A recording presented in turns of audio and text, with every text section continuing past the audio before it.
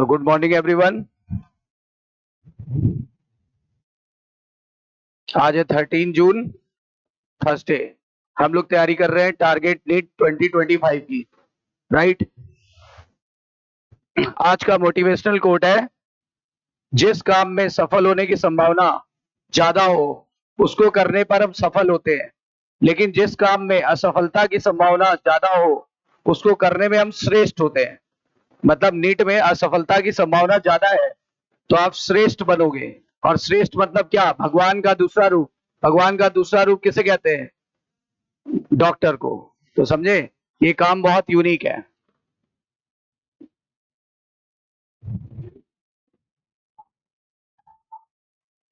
हमारा टॉपिक चल रहा है cell cycle and cell division, यानी कोशिका विभाजन और कोशिका चक्र। इसमें हमने आपको बताया था कि सबसे पहले सेल तैयारी करता है। सबसे पहले सेल तैयारी करता है। किस चीज की तैयारी करता है? डिवाइड करने की। सेल डिवाइड करने की तैयारी कहां करता है? इस फेज में। इस फेज को हमने बोला था इंटरफेज या अंतरा अवस्था। इंटरफेज या फिर अंतरा अवस्था। जब सेल इसमें तैयारी करता है तो इसमें भी कुछ फेजेस होते हैं। पहला G1, दूसरा S और तीसरा G2। यहां से लेकर यहां तक एक चीज कॉमन है, क्या? कि पूरे सेल में ग्रोथ होती जाएगी। सेल में ग्रोथ लगातार कंटिन्यू रहेगी, यानी वृद्धि होती जाएगी। वृद्धि कहां कहां पे होगी? G1, S, G2।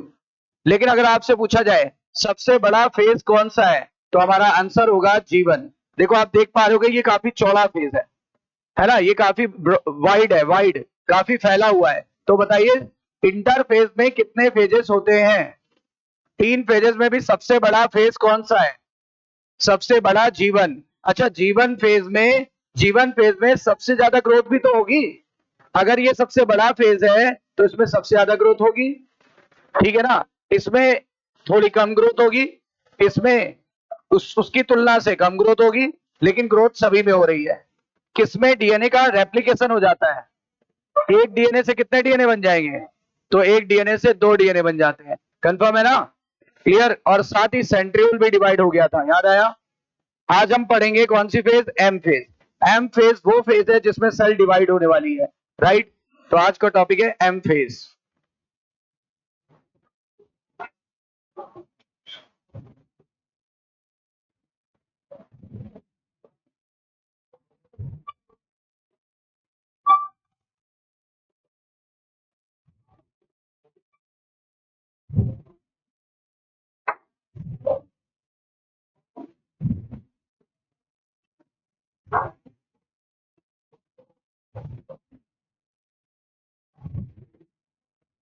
हम पढ़ने जा रहे हैं एम फेज, जिसको आप बोल सकते हो माइटोटिक फेज, माइटोसिस फेज। इसको हिंदी में बोलेंगे समसूत्री विभाजन।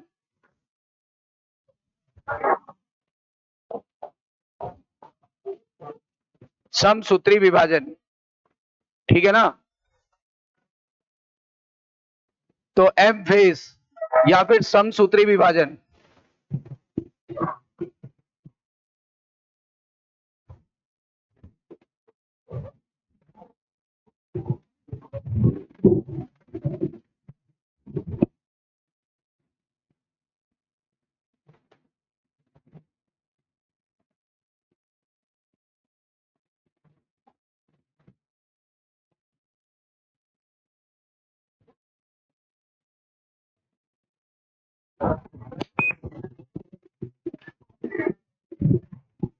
एम फेज या समसूत्री विभाजन।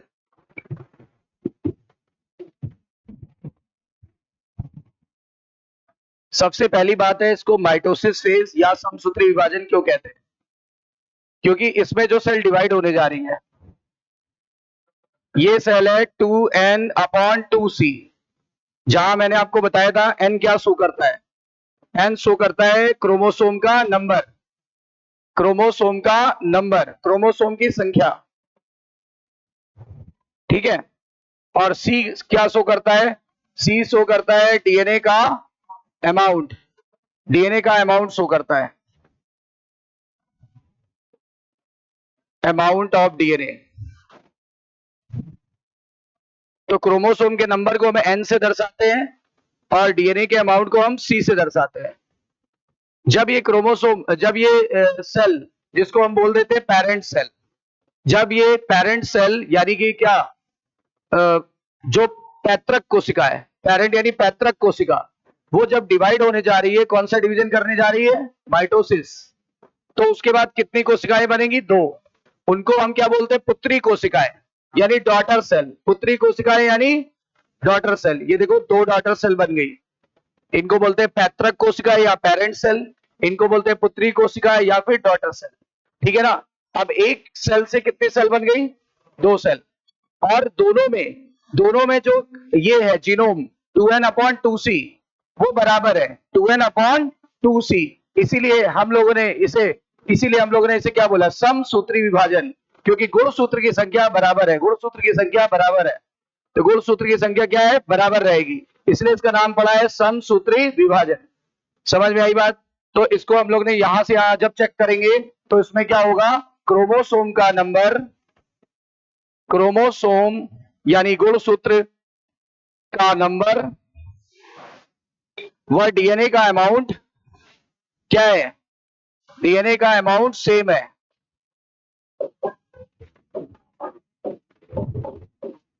सेम होता है, इसीलिए इसे क्या बोलते हैं, समसूत्री विभाजन। इसीलिए इसे समसूत्री विभाजन कहते हैं, समसूत्री विभाजन कहते हैं, इसीलिए इसे समसूत्री विभाजन कहते हैं, इसीलिए इसे समसूत्री विभाजन कहते हैं। राइट। इंग्लिश में इसको बोलते हैं इक्वेशनल डिवीजन। इक्वल होगा तो क्या बोलेंगे, इक्वेशनल डिवीजन, इसी को बोलेंगे इक्वेशनल डिवीजन। तो बताइए इसी का दूसरा नाम क्या है, इक्वेशनल डिवीजन।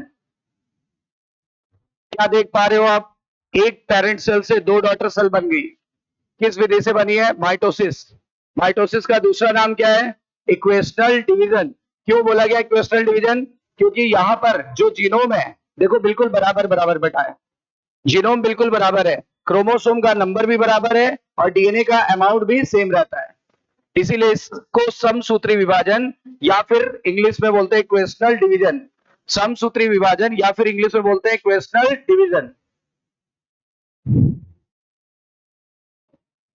इक्वेशनल डिवीजन, ये लिखा हुआ है इक्वेशनल डिवीजन। ठीक है।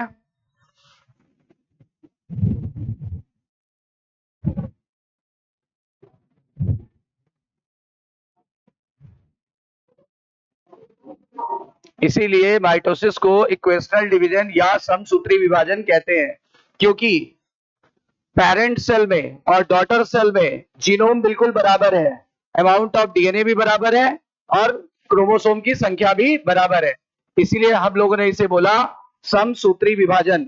इंग्लिश में बोलते हैं इक्वेशनल डिवीजन, इंग्लिश में बोलते हैं इक्वेशनल डिवीजन।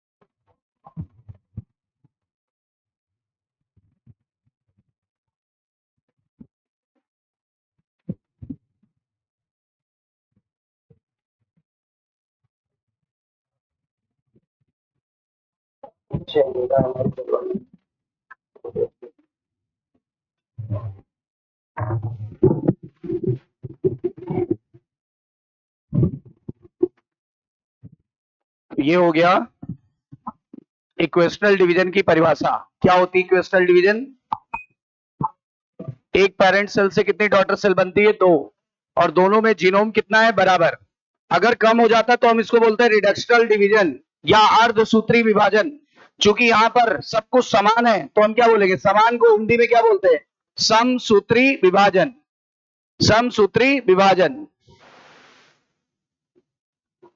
या इक्वेशनल डिवीजन। समसूत्री विभाजन या इक्वेशनल डिवीजन।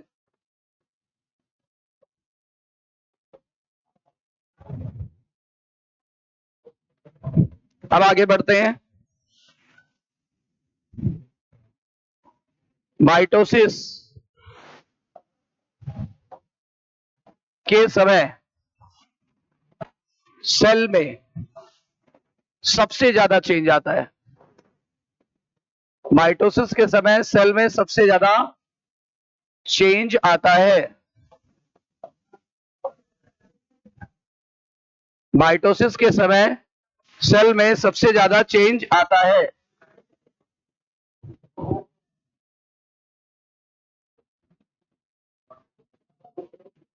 माइटोसिस के समय सेल में सबसे ज्यादा चेंज आता है। यानी एनसीईआरटी ने लिखा हुआ है there is major reorganisation. There is major reorganisation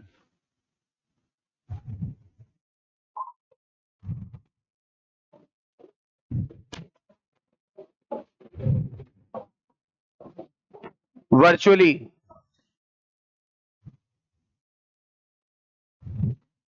in all cell components। Cell components में बहुत ज्यादा बदलाव देखने को मिलता है। मैंने लिख दिया सेल के अंदर सबसे ज्यादा चेंज आता है। सेल के अंदर सबसे ज्यादा चेंज आ रहा है, इसीलिए एनसीईआरटी लिखा है major reorganisation virtually in all the component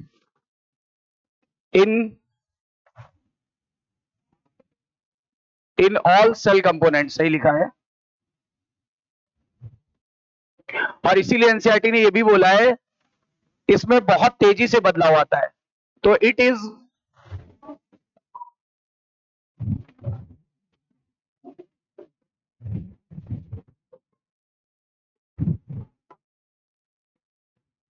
देखो मोस्ट ड्रामेटिक पीरियड है क्योंकि बहुत ज्यादा बदलाव आता है। और लिखा है major reorganisation of virtually all component of the cell. मतलब सेल के सारे कंपोनेंट में बहुत ज्यादा बदलाव आ जाएगा। जबकि आपने देखा था इंटरफेज में बदलाव नहीं आता था, इसीलिए इंटरफेज को हमने रेस्टिंग फेज भी बोला था। क्या बोला था? रेस्टिंग फेज बोला था ना, क्योंकि वहां पे क्या बदलाव ना के बराबर आ रहा था, जहां बदलाव बहुत ज्यादा आ रहा है। इसलिए देखो लिखा भी एनसीईआरटी ने कि major reorganisation of virtually all the component of the cell. मतलब सेल के सभी कंपोनेंट में बहुत ज्यादा बदलाव आ रहा है।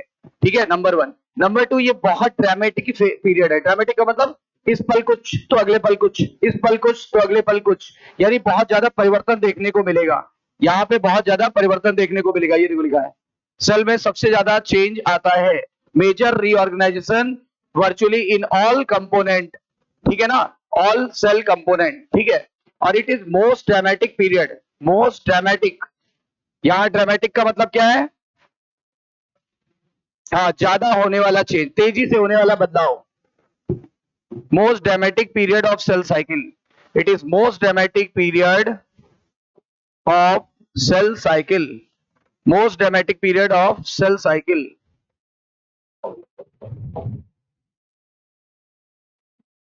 ड्रामेटिक का मतलब यहां पे है बहुत तेजी से होने वाला बदलाव।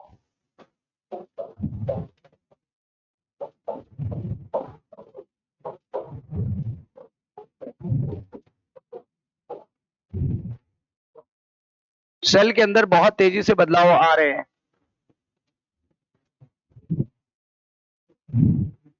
अच्छा, ये एक प्रोग्रेसिव प्रोसेस है, यानी ये एक प्रोग्रेसिव प्रोसेस है। प्रोग्रेसिव का मतलब क्या बोल रहे हैं? लगातार चलने वाली। ये लगातार चलने वाली प्रोसेस है कि रुक रुक के चल रही है? लगातार। ये एक लगातार चलने वाली प्रोसेस है।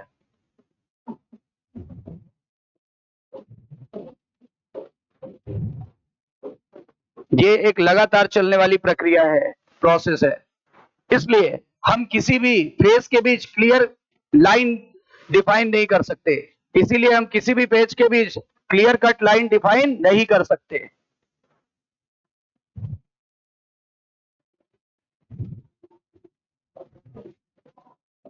इसीलिए हम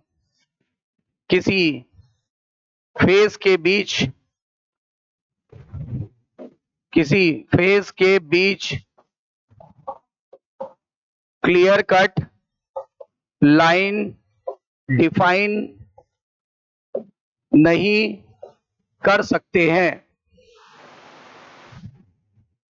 क्लियर कट लाइन डिफाइन नहीं कर सकते हैं।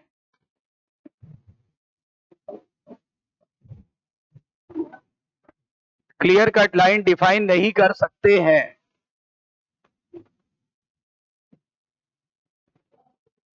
तो ये सबसे ज्यादा चेंज होने वाला फेज है। एनसीईआरटी ने लिखा है major reorganisation virtually in all the cell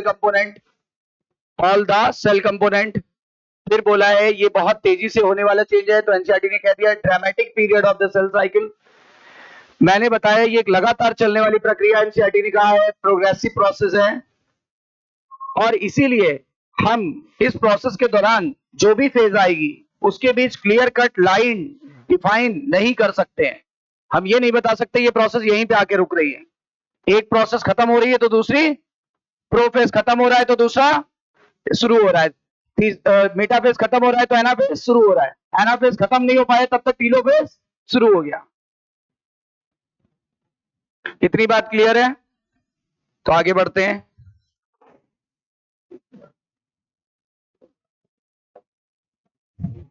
और स्टडी के पॉइंट ऑफ व्यू से,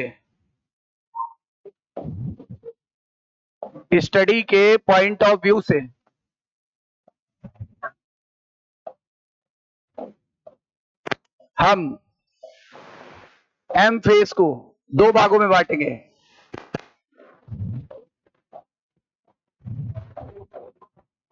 एम फेज को कितने भागों में बांटेंगे?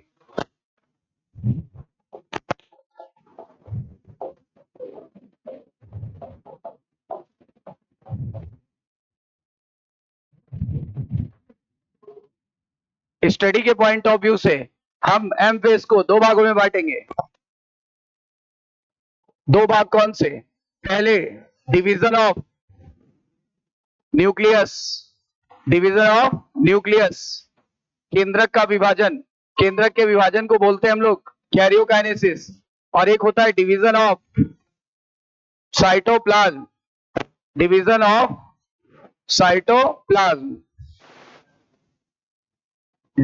साइटोप्लाज्म, तो देखो न्यूक्लियस के डिवीजन को क्या कहते हैं? न्यूक्लियस के डिवीजन को बोलते हैं कैरियोकाइनेसिस, और साइटोप्लाज्म के डिवीजन को बोलते हैं साइटोकाइनेसिस। कल बताया था ना आपको, कैरियोकाइनेसिस और साइटोकाइनेसिस। अगर हम कोई सेल ड्रॉ कर लें, अगर ये सेल ड्रॉ कर लें और ये उसका न्यूक्लियस है,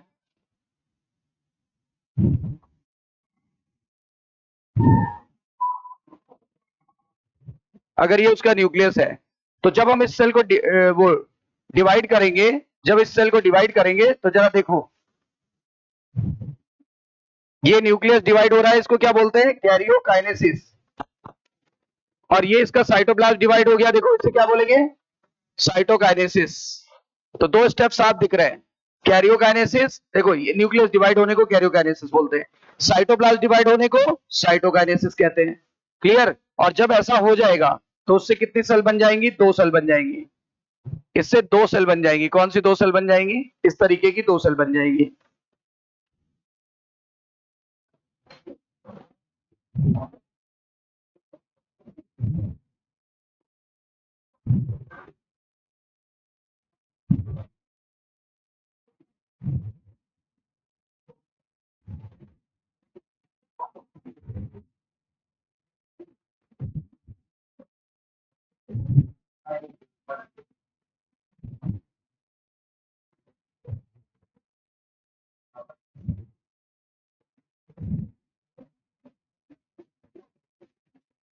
अब आप देखो इस तरीके की 2 सेल बन गई, न्यूक्लियस भी डिवाइड हो गया और साइटोप्लाज्म भी डिवाइड हो गया। यानी जब भी कभी माइटोटिक डिवीजन होगा, जब भी कभी माइटोटिक डिवीजन होगा तो फिर क्या हो जाएगा, एक सेल से 2 सेल बनेगी। और ये पहले ही क्लियर करा चुका हूं कि इसमें जीनोम समान रहता है, यानी अगर पहले 2n/2c है तो बाद में भी क्या होगा 2n/2c। आप देख पा रहे हो न्यूक्लियस के डिवाइड होने को, इतने हिस्से को क्या बोलेंगे, कैरियोकाइनेसिस। जबकि ये जो साइटोप्लाज्म डिवाइड हो रहा है इसको क्या बोलेंगे, देखो ये क्या है, ये साइटोप्लाज्म है, साइटोप्लाज्म डिवाइड होने को बोलते हैं साइटोकाइनेसिस और न्यूक्लियस डिवाइड होने को बोलते हैं कैरियोकाइनेसिस। इस प्रकार एक से 2 सेल बनेगी। तो इसीलिए पहले हम क्या पढ़ेंगे, कैरियोकाइनेसिस की साइटोकाइनेसिस, पहले हम पढ़ेंगे कैरियोकाइनेसिस मतलब डिवीजन ऑफ न्यूक्लियस। कैरियोकाइनेसिस में 4 स्टेप्स होते हैं, इसमें 4 स्टेप्स होते हैं। कैरियोकाइनेसिस में कितने स्टेप्स होते हैं, 4। हमारे पास हिंट है पीमैट, हमारे पास हिंट है पीमैट। पीमैट का पूरा नाम होता है प्रोफेस, मेटाफेस, एनाफेस और last one is telophase, last one is telophase. Prophase को पूर्वावस्था भी कहते हैं क्योंकि ये पहले पहले चलेगी, ये मध्य में चलेगी, इसको मध्यावस्था भी कहते हैं। इसको हम पश्चावस्था कहते हैं और इसको अंत में चलेगी इसलिए अंतावस्था, अंतावस्था।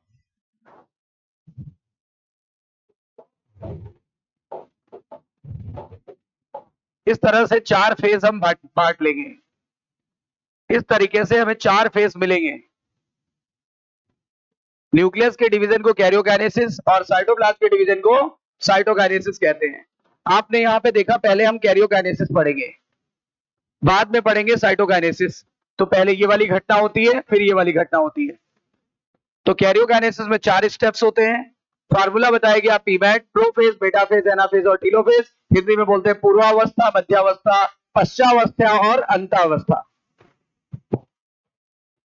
अब इसमें भी हम सबसे पहला स्टेप पढ़ेंगे।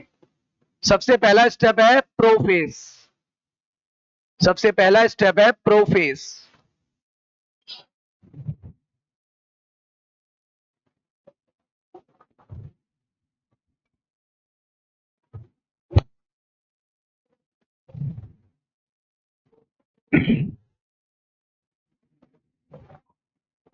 सबसे पहला स्टेप है प्रोफेज।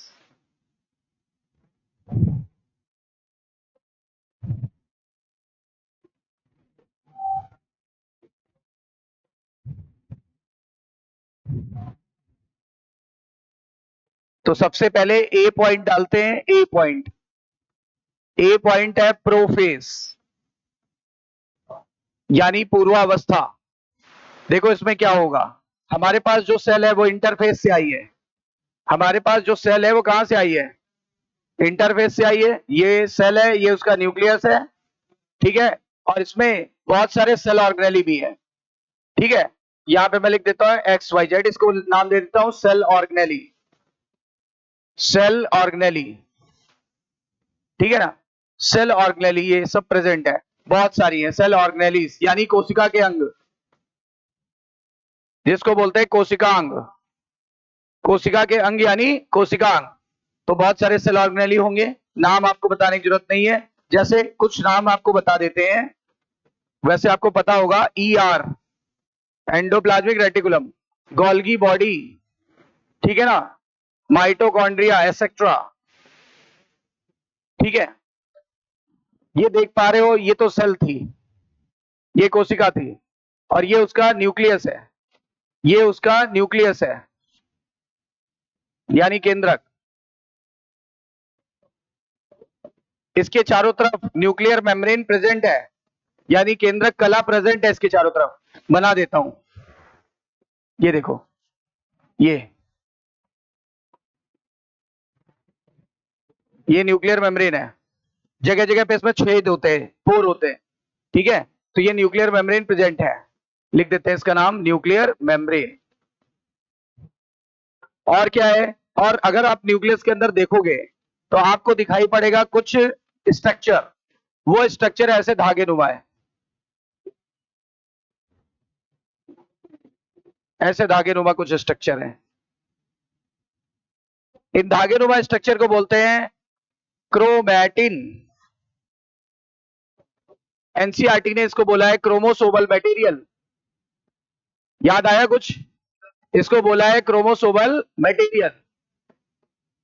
और ये क्रोमोसोमल मटेरियल इस समय किस हाल में? लूज, लूज फाइबर के रूप में है, लूज फाइबर के रूप में होता है,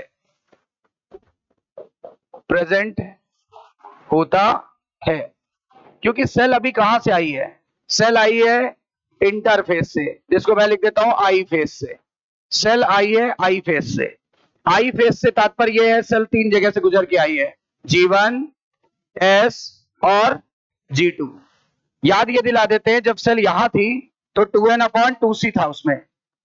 जब सेल यहां थी तो याद करो 2n/4c था। यानी क्रोमोसोम का नंबर तो समान चल रहा है, पर अमाउंट ऑफ डीएनए डबल हो गया था। किस फेज में? एस फेज में। यहां G2 फेज में भी ऐसा ही रहेगा, 2n/4c, 2n/4c रहेगा। कोई डाउट है? तो ये सेल किस सेल को दिखा रहा हूं? इंटरफेज। अभी हम प्रोफेज में पहुंचे नहीं, अभी इंटर करने वाले हैं। अभी तो याद दिला रहा हूं कि आप कहां से आ रहे हो। आप आ रहे हो इंटरफेस से। अगर आप इंटरफेस से आ रहे हो तो पक्की बात है क्रोमैटिन का नंबर डबल हो गया होगा, यानी डीएनए का नंबर डबल हो गया होगा। ये जो फाइबर है ना, लूज फाइबर, क्रोमैटिन जो फाइबर है, ये 4 केमिकल का बना होता है, लेकिन इसका मेन केमिकल होता है क्या? डीएनए। इसका मेन केमिकल होता है डीएनए, और डीएनए ऑलरेडी यहाँ पे डबल हो चुका है। डीएनए कैसा हो चुका है? डीएनए 4C हो चुका है। 4C का मतलब जितना था पहले, जितना पहले था उसका क्या हो चुका है? डबल। उसका डबल हो चुका है। तभी तो इसके आगे कौन सा फेज स्टार्ट हो जाएगा? प्रोफेज। बोलो। तो प्रोफेज में मैं लिख देता हूं, प्रोफेज में ध्यान देना, चूंकि ये सेल इंटरफेस को क्रॉस करके आ रही है, इंटरफेस को क्रॉस करके आ रही है,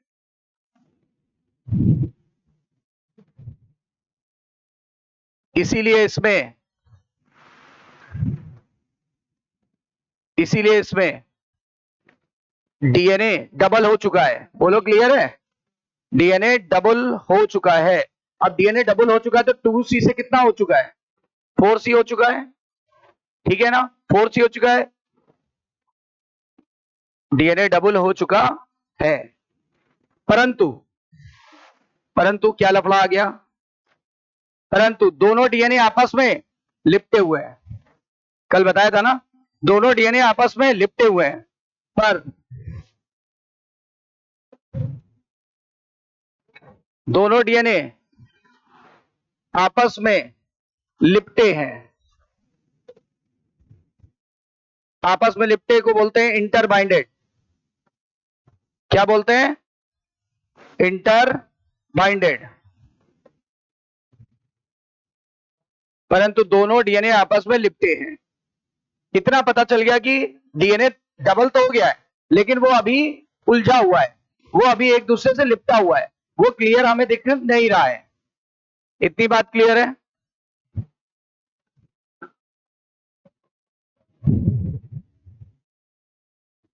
ये मैंने सेल कहां की दिखाई है? प्रोफेज की कि इंटरफेज की? बिल्कुल सही बात। अब प्रोफेज में एंटर कर रहे हैं, अभी एंटर कर रहे हैं, लेकिन अभी एंटर करने के पहले के हालात बता दिए। इंटर करने के पहले के हालात ये है आपके सामने। इंटर करने के पहले के हालात ये है, ये सिचुएशंस है आपके सामने।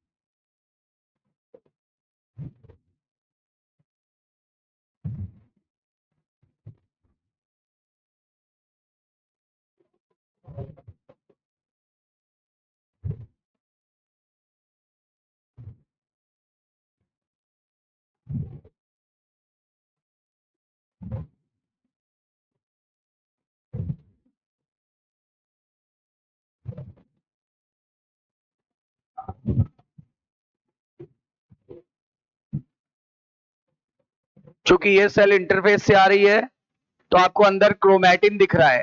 क्रोमैटिन को क्रोमोसोमल मटेरियल भी कहते हैं। और ये लूज फाइबर होता है कि टाइट? लूज है, ध्यान देने की बात है, लूज है।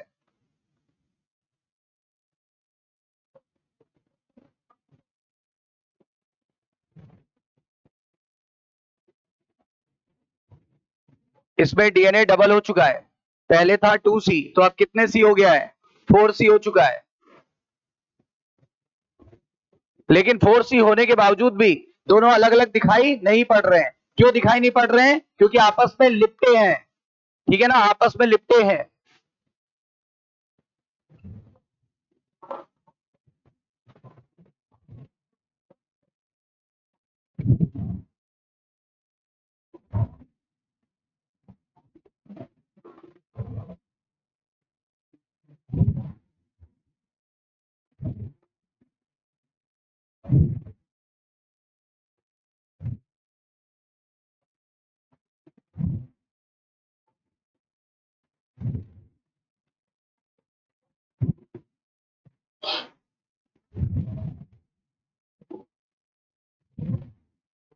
डीएनए आपस में लिपटे हुए हैं, इंटरबाइंडेड है। एनसीईआरटी ने इसके लिए वर्ड यूज किया है, interbinded. Both DNA are interbinded to each other.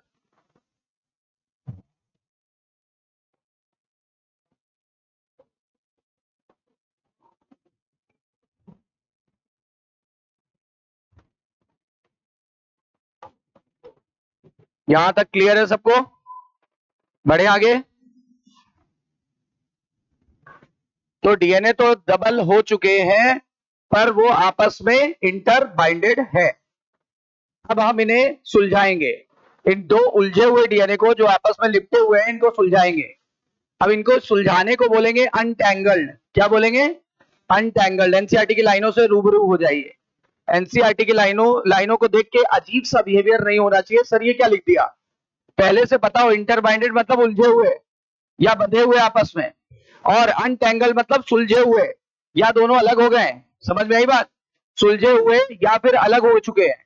तो आप बताइए, इनको अनटैंगल करना है ना? अनटैंगल मतलब अलग होना। बोलो भाई। बढ़ रहे हैं आगे। अब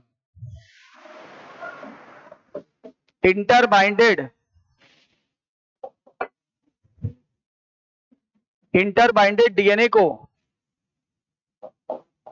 सेपरेट करना होगा। सेपरेट का मतलब अनटैंगल्ड। अनटैंगल मतलब अलग अलग।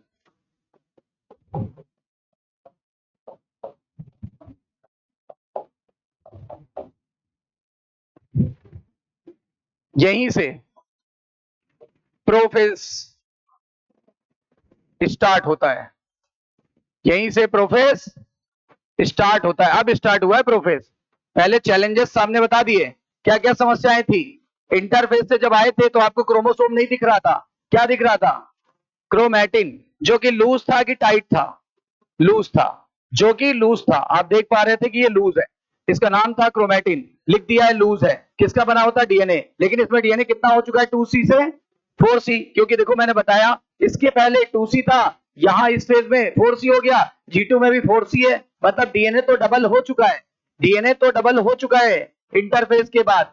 2C से 4C तो हो चुका है, लेकिन डीएनए दिख नहीं रहा है, क्योंकि दोनों आपस में गुथा हुआ है, दोनों आपस में लिपटा हुआ है। लिपटे होने को क्या बोलते हैं? इंटरबाइंडेड। अब इन लिपटे हुए डीएनए को, ये उलझे हुए डीएनए को सुलझाना पड़ेगा, अलग अलग करना पड़ेगा। अलग अलग करने को एनसीईआरटी ने क्या बोला है? अनटैंगल्ड। क्या करना पड़ेगा? अनटैंगल्ड। ये देखो लिखा है। अब इंटरबाइंडेड डीएनए को सेपरेट करना होगा। यहीं से प्रोफेस की शुरुआत होती है। अब जाके मैं प्रोफेस चालू कर पाया हूं। समझ में आई बात? प्रोफेस की शुरुआत में दो मुख्य काम होंगे। प्रोफेस की शुरुआत में दो मुख्य काम होंगे। जरा बैक में चलें। यहां पर देखो, यहां पर सेंट्रियोल, ये दो सेंट्रियोल ये अलग हो चुके हैं। ये क्या है? सेंट्रियोल। क्या है? सेंट्रियोल। सेंट्रियोल भी किस फेज में डबल हुए थे? एस फेज में। सेंट्रियोल भी किस फेज में डबल होते हैं? एस फेज में। याद दिला रहा हूं कल वाली बात। सेंट्रियोल दो इसमें अलग हुए थे। तो दो काम करने हैं, एक तो उलझन को सुलझाना है। उलझन को सुलझाने को बोलते हैं कंडेंसेशन। क्या बोलेंगे? हाँ, तो सबसे पहले condensation. Condensation of chromatin. Condensation of chromatin. इससे क्या होगा? जो डीएनए इंटरबाइंडेड है वो डीएनए अनटेंगल्ड हो जाएगा। बोलो क्लियर? इंटरबाइंडेड डीएनए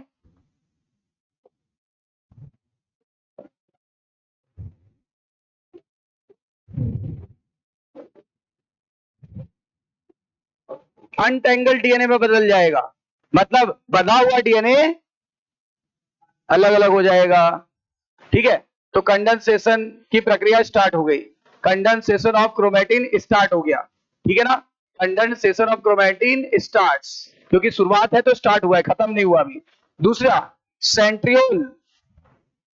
सेंट्रियोल, और सेंट्रियोल जिस बॉडी में रहते हैं उसको बोलते हैं सेंट्रोसोम। सेंट्रियोल या सेंट्रोसोम, हिंदी में बोलते हैं तारक काय। तारक काय। सेंट्रियोल या सेंट्रोसोम। सेंट्रियोल जिस बॉडी में रहता है उसे क्या कहते हैं? सेंट्रोसोम।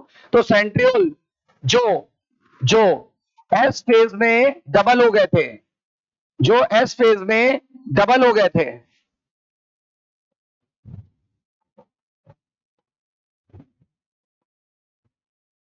अब अब अपोजिट पोल की तरफ, अपोजिट पोल की तरफ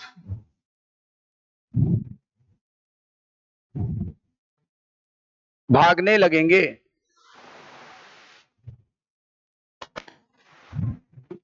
अपोजिट पोल की तरफ भागने लगेंगे। अपोजिट पोल की तरफ भागने लगेंगे। मैं दिखाऊं कुछ क्या क्या चीजें हो रही हैं, इनको महसूस कर सकते हैं हम लोग। ये रही हमारी सेल, ये रहा हमारा न्यूक्लियस, ये रहा हमारा सेंट्रियोल। ये देखो, ये अब यहां से इधर की तरफ दो थे ना अभी, जरा देख पाओ, देखिए कितने थे? दो थे। अब हमने इन्हें क्या कर दिया? अब देखो, ये एक पोल है, पोल 1, और ये पोल 2, और बीच के एरिया को इक्वेटर कहते हैं। बीच के एरिया को क्या बोलते हैं? इक्वेटर। आपको पता है ये दो ध्रुव हैं और बीच में भूमध्य रेखा है, तो इसीलिए बीच को इक्वेटर कहते हैं या भूमध्य रेखा कहते हैं, और या इनको ध्रुव बोलते हैं। ध्रुव 1, ध्रुव 2, है ना? अब आगे देखो, ये देखो, ये एक सेंट्रियोल यहां रह गया और दूसरा सेंट्रियोल देखो भाग रहा है। रुको, सेंट्रियोल का कलर चेंज कर देते हैं। व्हाइट थे ना, तो व्हाइट ही शो कर दो। एक सेंट्रियोल टी शेप का, टी शेप का ऐसा रहता, टी शेप का। एक इधर है और दूसरा देखो इधर भाग रहा है, इधर भाग रहा है। ये देखो, पहले देखो, पहले क्या था? पहले दोनों एक ही पोल पे बैठे हुए थे, लेकिन अब देखो they start to move towards opposite pole. Pole 1 से पोल 2 की तरफ भाग रहा है, एक वहीं बैठा रहेगा, दूसरा भागने लगा। देखो लिखा है मैंने, भागने लगे हैं, मूव होने लगे हैं। कंफर्म है? पहली घटना। दूसरी घटना, अंदर जो ये भाई साहब थे, ये जो थे ना, ये क्रोमेटिन,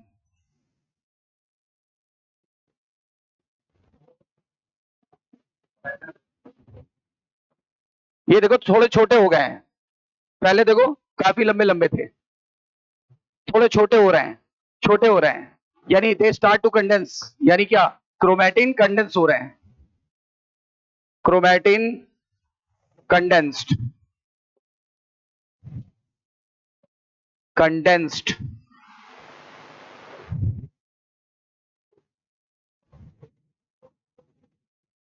कंडेंस का मतलब हो गया रिमूवल ऑफ वाटर, यानी सिकुड़ना। इसको हिंदी में बोल सकते हैं सिकुड़ना।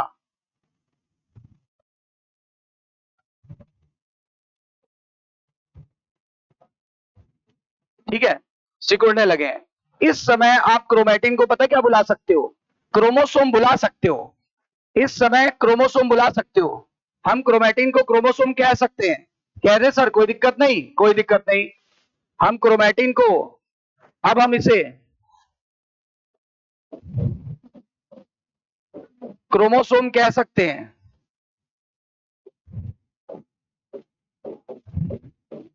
तो सर अंतर क्या आया? परंतु इसमें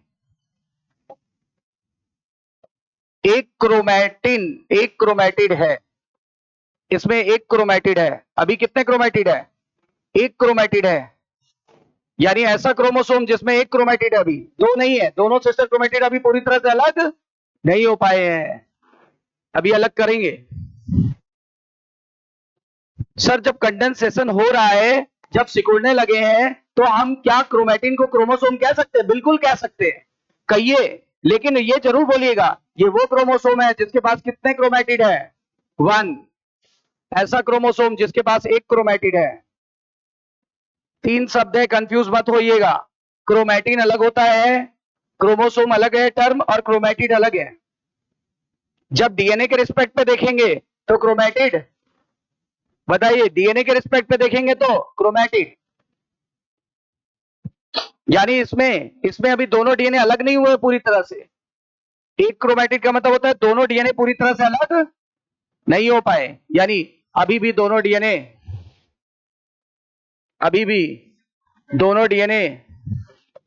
दोनों डीएनए जुड़े हैं। बोलो क्लियर?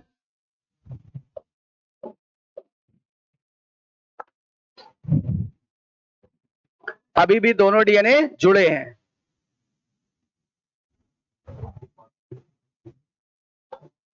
अभी भी दोनों डीएनए जुड़े हैं।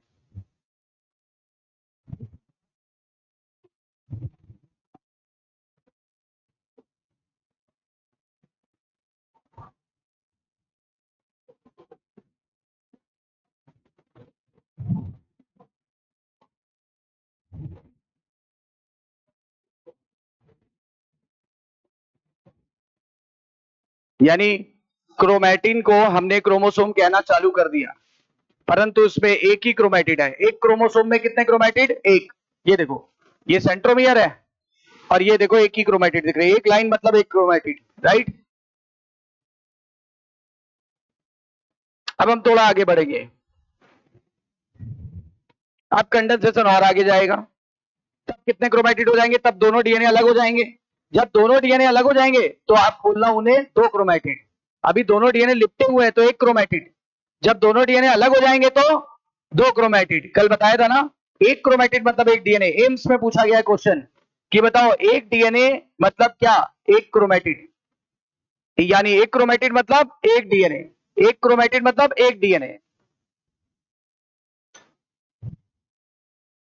क्योंकि लगातार चल रही ना प्रोसेस, अभी खत्म तो हुई नहीं, अभी तो स्टार्ट ही हुई है। अब जरा देखते हैं कि इसके अंत में क्या होगा। अब खत्म होते होते क्या होगा? खत्म होते होते दो घटनाएं होंगी। देखो, इंटेलिजेंट तो आप हो ही, इसमें कोई दो राय नहीं है। ये अपोजिट पोल पे पहुंच चुके होंगे और कंडेंसेशन लगभग लगभग कंप्लीट हो जाएगा। मतलब हम तब कहेंगे, अब जब अभी क्रोमोसोम कह रहे हो तब तो हक से कहना, तब तो क्रोमोसोम कहोगे ही कहोगे। पर सर परिवर्तन क्या आ जाएगा? परिवर्तन आ जाएगा, एक क्रोमोसोम के दोनों डीएनए जुड़े नहीं रहेंगे, अलग हो जाएंगे। तब हम बोलेंगे एक क्रोमोसोम में एक क्रोमैटिड नहीं सर, आप कितने क्रोमैटिड हैं? दो क्रोमैटिड हैं। कंफर्म है? और तब मैं ऐसा फिगर नहीं बनाऊंगा, अभी देखो कैसा बनाने जा रहा हूं। बढ़ रहे हैं आगे। एट लेट प्रोफेज, लेट मतलब जब खत्म हो रहा है, लेट प्रोफेज क्या क्या घटनाएं होंगी? देखो, वही जो घटनाएं थी वही तो होंगी। क्या होगा जल्दी बोलो? कंडेंसेशन। कंडेंसेशन लगभग लगभग कंप्लीट, पूरी तरह से नहीं बोल रहा हूं, लगभग कंप्लीट है, लगभग कंप्लीट होने वाला है। जब कंडेंसेशन लगभग कंप्लीट होने वाला है तो सर इसका परिणाम क्या होगा? इसका परिणाम यह होगा कि अब देखो, पहले क्या था? पहले था क्रोमैटिन। जब ये कंडेंस हुआ तो क्या बना? तो क्रोमोसोम बना। तो हमें क्रोमोसोम कैसा दिख रहा था जब कंडेंसेशन स्टार्ट हुआ? ध्यान देना, कंडेंसेशन जब स्टार्ट हुआ तो क्रोमैटिन किस में बदला? जल्दी बताओ। क्रोमोसोम। लेकिन तब क्रोमोसोम हमें ऐसा दिख रहा था, यानी एक क्रोमोसोम में एक क्रोमैटिड थे। एक क्रोमोसोम में कितने क्रोमैटिड? एक क्रोमोसोम में एक क्रोमैटिड थे। ये क्रोमैटिन है, ये क्रोमोसोम है, ये क्रोमेटिड है। और एक क्रोमेटिड मतलब कितना डीएनए? एक डीएनए। एक डीएनए था, लेकिन वो एक डीएनए नहीं था, वो एक डीएनए नहीं था, बल्कि कितने डीएनए थे? दो डीएनए, क्योंकि लिपटे हुए थे। दो डीएनए, लेकिन आपस में क्या थे? Inter bind. इंटर बाइंड थे। बोलो क्लियर है? कोई कंफ्यूजन तो नहीं? अब कंडेंसेशन सर और आगे बढ़ने दो। अब कंडेंसेशन लगभग लगभग कंप्लीट होने पे आया। Condensation approximately complete. देखो लिखा है लगभग कंप्लीट हो रहा है। जब कंप्लीट हो रहा है तो क्या परिवर्तन आ जाएगा? अभी भी क्रोमोसोम ही आपको दिखेगा, लेकिन अब जो क्रोमोसोम दिखेगा उसका लुक बदल जाएगा। वो कुछ ऐसा दिख रहा है सर। अब बताओ, अब एक क्रोमेटिड दिख रहे हैं कि दो क्रोमेटिड? देखो, क्रोमोसोम के आधे हिस्से को ये देखो, ये आधा ऐसा दिख रहा था, इसको अगर एक क्रोमेटिड बोल सकते हो, तो ऐसे दो हिस्से दिख रहे हैं। इसका मतलब अब आपके पास क्रोमोसोम में कितने क्रोमेटिड हैं? क्रोमेटिड। और दोनों दो क्रोमेटिड मतलब दो डीएनए। लेकिन अब क्या लिखोगे? दोनों डीएनए क्या हो गए? अनटैंगल्ड। बोलो भाई, देख रहे हो? फील कर पा रहे हो चीजों को? लेकिन मैं कहना चाहूंगा, कह दूं? नहीं तो छोड़ो, हमें क्या है। अच्छा, मतलब नहीं कहिए तो नहीं कहेंगे। देखो, सुनना, क्रोमोसोम पहली बार क्लियर हुआ, क्रोमोसोम पहली बार विजुअल हुआ, क्रोमोसोम पहली बार विजुअल हुआ। किस फेज में क्रोमोसोम पहली बार विजुअल हुआ? किस फेज में क्रोमोसोम पहली बार विजुअल हुआ? हाँ, परंतु परंतु अभी अभी स्टडी नहीं कर सकते। परंतु अभी इसकी मार्फोलॉजी की स्टडी नहीं कर सकते। मार्फोलॉजी की स्टडी नहीं कर सकते। मार्फोलॉजी की स्टडी नहीं कर सकते हैं। तो सर कब करेंगे? जब कंडेंसेशन लगभग नहीं बल्कि पूरी तरह से कंप्लीट हो जाएगा। और कंप्लीट कब होगा? जस्ट अगले स्टेज में जाने पर। अगला स्टेज कौन सा? मेटाफेज। देख रहे हो क्वेश्चन? देख रहे हो कहां कहां से बनते हैं? ये फील कर पाना क्या क्या हो रहा है, ये बहुत जरूरी है। देख रहे हो आप, अनटेंगल टेंगल में इतना टाइम लग रहा है, because this is progressive process. बहुत सिस्टमैटिक चलेगी। कोऑर्डिनेटेड थी कि अनकोऑर्डिनेटेड? कोऑर्डिनेटेड की अनकोऑर्डिनेटेड? कोऑर्डिनेटेड थी। सुचारू रूप से चलती थी कि अवयी? सुचारू रूप से चलती थी कि ऐसे ही अपने मन से? सुचारू रूप से चलती थी।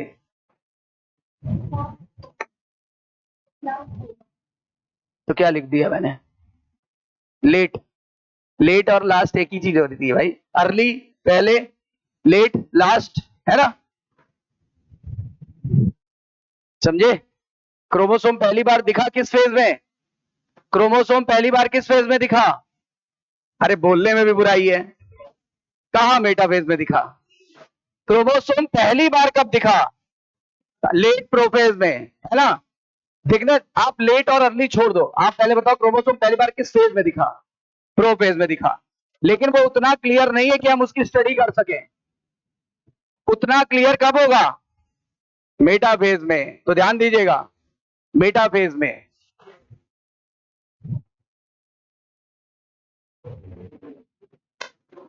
और यही से एम्स में क्वेश्चन आया था। बताओ, एक एक क्रोमेटिड में एक क्रोमेटिड में दो डीएनए थे, लेकिन जब रियल क्रोमेटिड टर्म आया तो दो क्रोमेटिड में दो डीएनए थे। मतलब एक क्रोमेटिड में ओवरऑल कितने डीएनए होते हैं? एक। एक क्रोमेटिड में एक ही हुए ना फाइनली? फाइनली तो एक ही होंगे ना? अच्छा, क्रोमेटिड को आपस में जोड़ कौन रहा है? जरा ये गोला देखो, ये गोला देखो, ये गोला बताओ, ये गोला क्या है? सेंट्रो, कहा centrosome?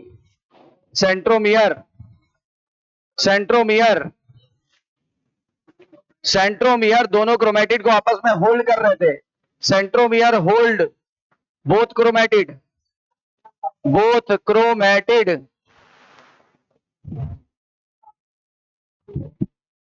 Centromere hold both chromatid.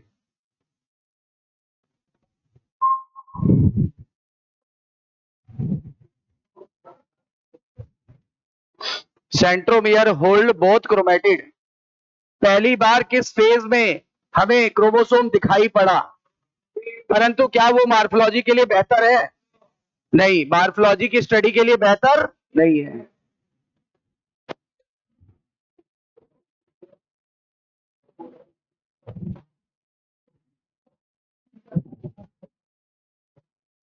इतनी बातें क्लियर हैं? अब आगे बढ़ते हैं। सबको क्लियर हो गया यहां तक? कोई डाउट तो नहीं? एक फाइनली देखो, फाइनल क्या कंक्लूजन निकला? एक क्रोमोसोम में कितने क्रोमेटिड होते हैं? और दो क्रोमेटिड मतलब कितने डीएनए? दो डीएनए। तो एम्स में पूछा था एक क्रोमेटिड में कितने डीएनए होते हैं? दो में दो, तो एक में एक, राइट। और डीएनए अलग हो चुके हैं कि अभी भी उलझे हुए हैं? देखो देखो इधर देखो, थोड़ा और क्लियर करा दें। ये देखो, ये डीएनए थे, दोनों डीएनए आपस में उलझे हुए हैं। ये देखो, दोनों डीएनए आपस में उलझे हुए हैं, दो डीएनए आपस में उलझे थे। यहां देखो, एक डीएनए अलग, ये अलग हो गया, क्लियर दिख रहा है, ये अलग हो गया। ये देखो, ये डीएनए अलग हो गया। समझ में आई बात? और क्लियर हो गया? और क्लियर हो गया? आप उसमें खिचड़ी मत पका देना, हम केवल समझाने के लिए बता रहे हैं। पता लगा उसी में खिचड़ी पकाए पड़े हो, कुछ दिख ही नहीं रहा। डीएनए तो दूर की बात है, एनए भी नहीं दिख रहा है। एनए मतलब नॉट अवेलेबल। डीएनए तो दूर की बात थी, एनए भी नहीं दिख रहा है, मतलब नॉट अवेलेबल। चलो, हो गई बात क्लियर? दिख रहा है ना? ये वीडियो मिल जाएगा आपको, काहे टेंशन ले रहे हो, काहे बना रहे वीडियो सब मिल जाएगा, अभी बनेगा। ये वीडियो बना ही रहे अभी, इसलिए अभी अपलोड कर देंगे। आगे बढ़ रहे हैं। इतनी बात क्लियर हो गई? अब आगे दूसरा काम क्या हुआ सर?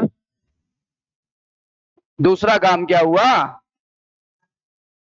वो जो जा रहा था ना सर, वो जो जा रहा था, कहां जा रहा था? अपोजिट पोल पे। कौन जा रहा था? सेंट्रियोल, ब्रैकेट में सेंट्रोसोम। वो अपोजिट पोल पे हाँ पहुंच जाएगा। सेंट्रियोल, ब्रैकेट में लिख दें सेंट्रोसोम।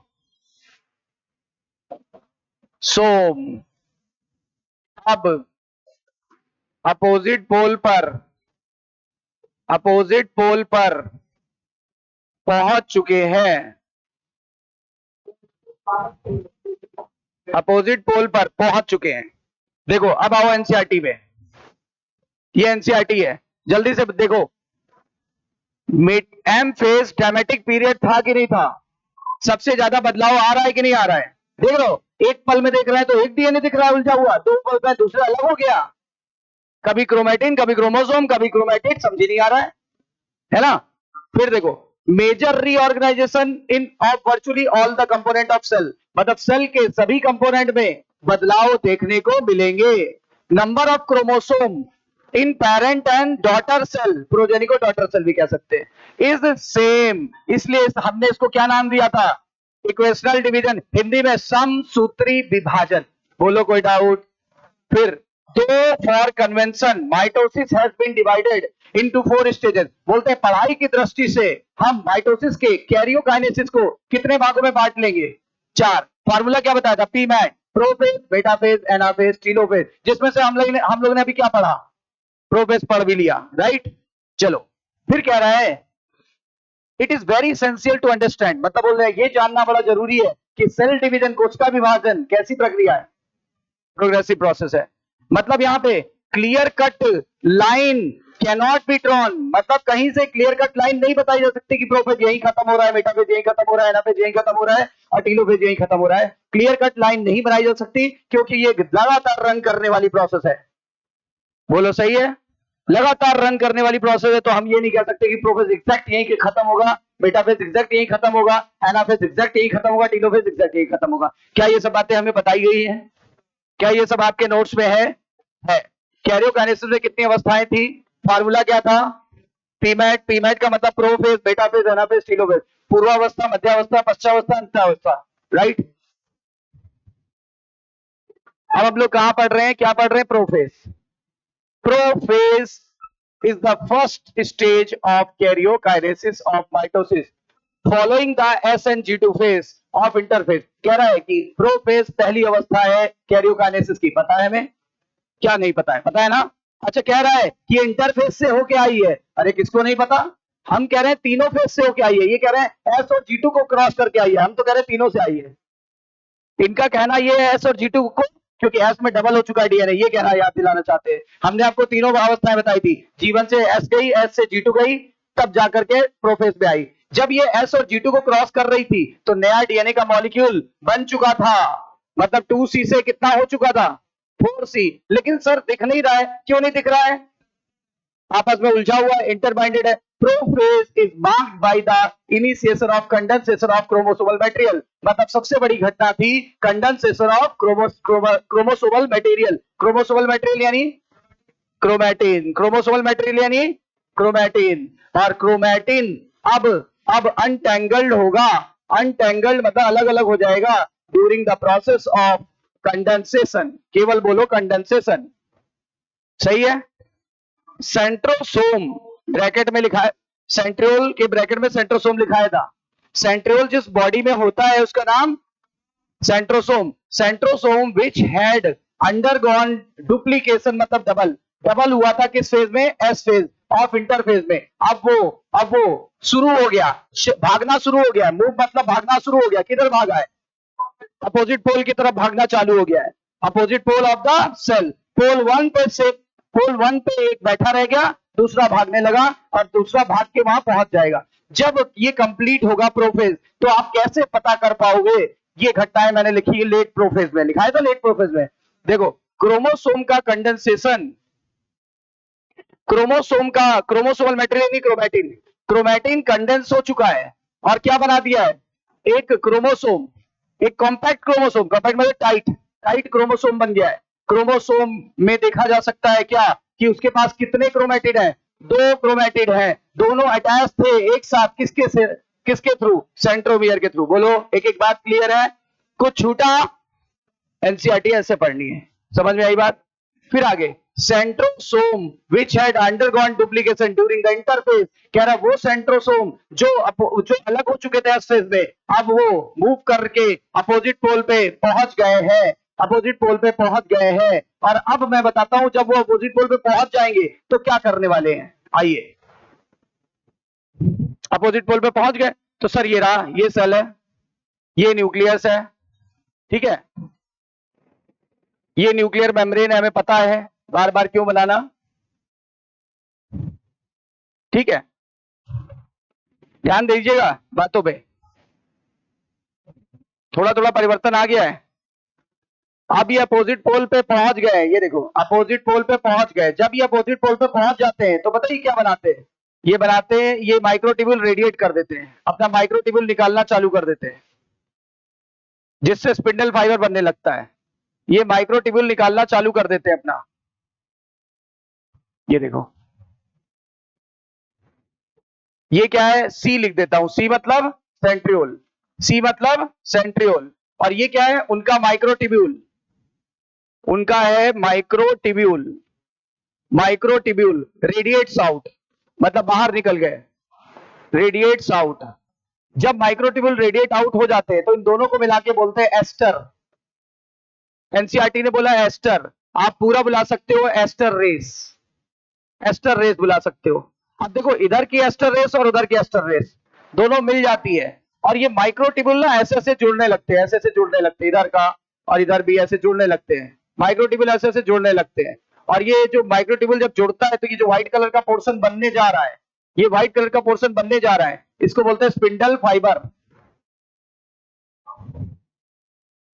स्पिंडल फाइबर कुछ और नहीं है, माइक्रोट्यूब्यूल ऐसे छोटे छोटे ट्यूब थे, जब ऐसे कई ट्यूब जुड़ जाएंगे, जब ऐसे कई ट्यूब जुड़ जाएंगे तो बताओ जो फाइबर बनेगा उसी का नाम क्या है, right, this is the polymerisation of microtubule, this is the polymerisation of microtubule. कुछ स्पिंडल फाइबर और माइक्रोट्यूब्यूल में क्या अंतर है, माइक्रोट्यूब्यूल एक छोटी सी यूनिट है, और जब ये जुड़ जाए फेविकोल से तो समझ लो बन गया जो फाइबर, वही है spindle fibre. Is that clear? अब जरा देखो, इधर का एस्टर रेस और इधर का एस्टर रेस, ये भी तो एस्टर रेस है, बोलो भाई, ये प्लस ये बराबर क्या, एस्टर रेस। और बीच में क्या है जरा बताओ, स्पिंडल फाइबर, मतलब मैं लिख रहा हूं दोनों तरफ की एस्टर रेस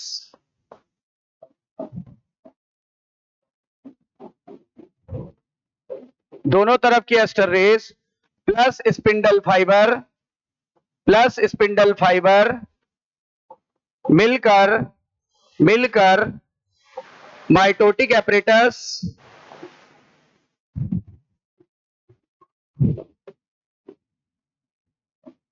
बना लेते हैं। माइटोटिक एपरेटस बना लेते हैं। अब सुनना, मेरी बात ध्यान से सुनना। अंदर क्या हाल है? अंदर हाल बहुत अच्छा है। ये देखो, ये लोग इंतजार कर रहे हैं।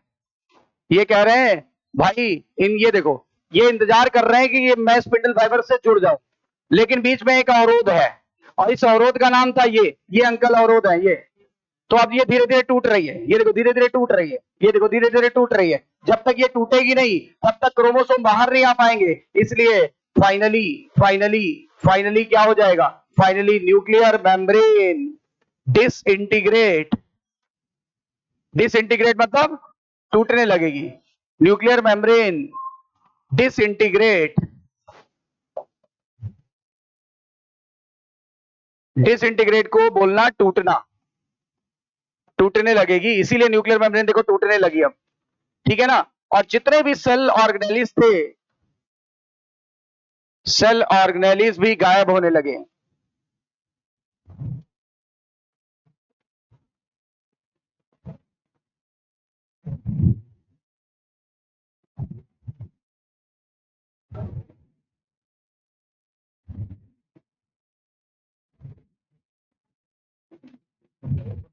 ये भी फाइनली में ही आएगा।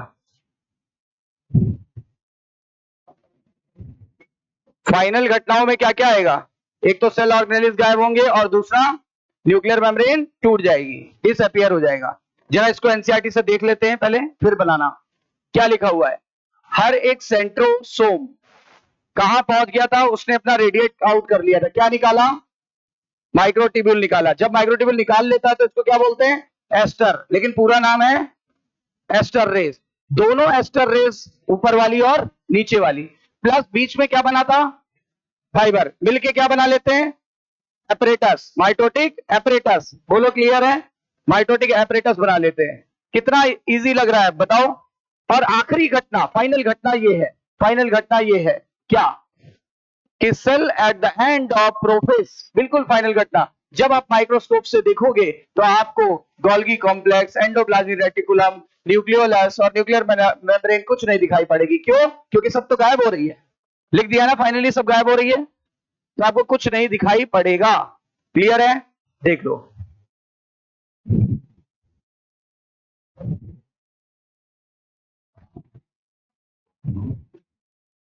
मतलब जब आप इसको माइक्रोस्कोप से देखोगे, ऐसे लिख देते हैं बस, हैंड लेंस। जब हैंड लेंस से देख रहे हो तो आपको कुछ नहीं दिखाई पड़ेगा, सब क्योंकि गायब हो रहे हैं। इसको भी हैंड लेंस से देखोगे, कुछ नहीं दिखाई पड़ेगा क्योंकि गायब हो रहा है। अरे हैंड लेंस का मतलब माइक्रोस्कोप। अब माइक्रोस्कोप तो ड्रॉ नहीं कर देंगे।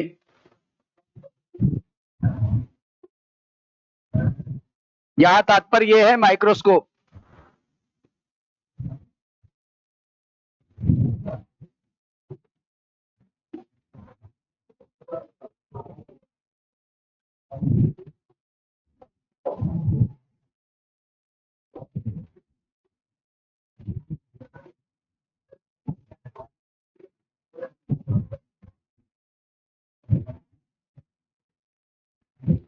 ऊपर की एस्टर रेस प्लस नीचे की एस्टर रेस प्लस बीच में स्पिंडल फाइबर, तीनों जुड़ जाते हैं। जुड़ने के बाद इन्हें क्या बुलाते हैं? जुड़ने के बाद इन्हें बुलाते हैं,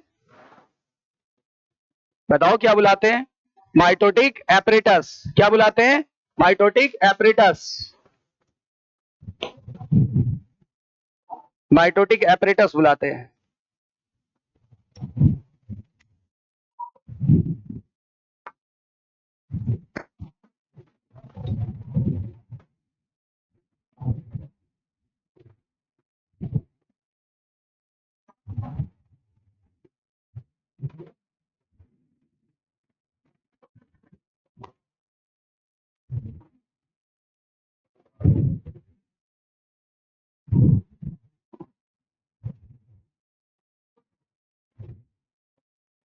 यानी फाइनल घटनाओं में क्या निकला, न्यूक्लियर मेम्ब्रेन का न्यूक्लियर मेम्ब्रेन का टूटना यानी गायब होना, और आपका सेल ऑर्गेनेलिस का भी लगभग गायब हो जाना।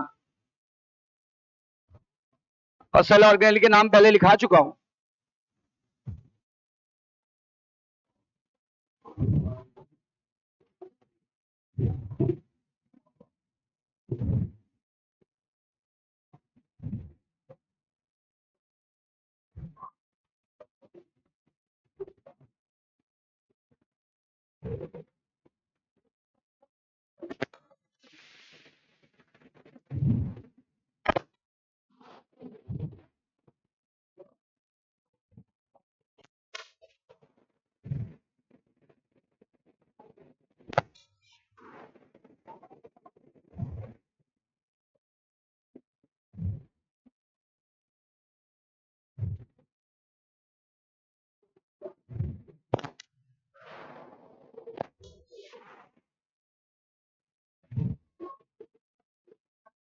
इतनी बातें क्लियर। एस्टर रेस क्या, जब ये माइक्रोट्यूबुल ऐसे बाहर आ गए, ये माइक्रोट्यूबुल पहले अंदर अंदर थे इसके, माना कि ये सेंट्रियोल है, माना कि ये सेंट्रियोल है और इसके अंदर सारे पैक है, माइक्रोट्यूबुल ऐसे छोटे छोटे पैक है। जब ये बाहर निकल आएंगे, देखो एक निकल आया, दूसरा निकल आया, तीसरा निकल आया, चौथा निकल आया, पांचवा निकल आया, तब इनको बोलते हैं एस्टर रेस। और जब ये एक माइक्रोट्यूबुल और जुड़ गया, दूसरा और जुड़ गया, तीसरा और जुड़ गया, चौथा और जुड़ गया, पांचवा और जुड़ गया, छठवां और जुड़ गया, तो ये लाइन लंबी होने लगेगी, तब इसको बोलते हैं spindle fibre. Spindle fibre, spindle fibre, ये देखो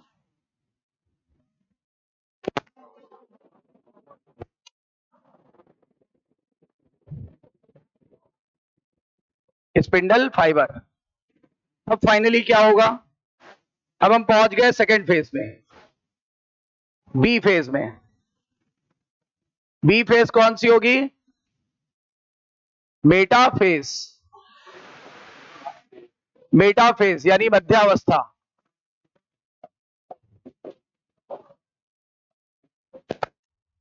मेटाफेज यानी मध्यावस्था। उस फेज में क्या होगा, देखो न्यूक्लियर मेम्ब्रेन का पूरी तरह से नष्ट हो जाना, पूरी तरह से गायब हो जाना।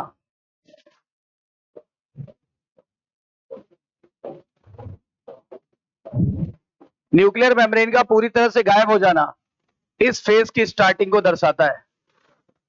इस फेज की स्टार्टिंग को दर्शाता है। न्यूक्लियर मेम्ब्रेन का पूरी तरह से गायब हो जाना इस फेज की स्टार्टिंग को दर्शाता है।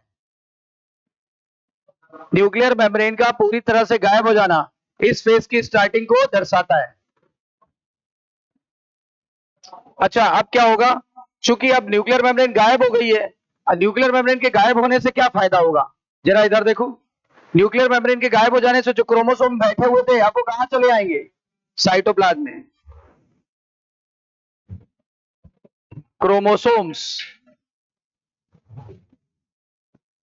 अब साइटोप्लाज्म में स्कैटर्ड हो जाते हैं, साइटोप्लाज्म में स्कैटर्ड हो जाते हैं।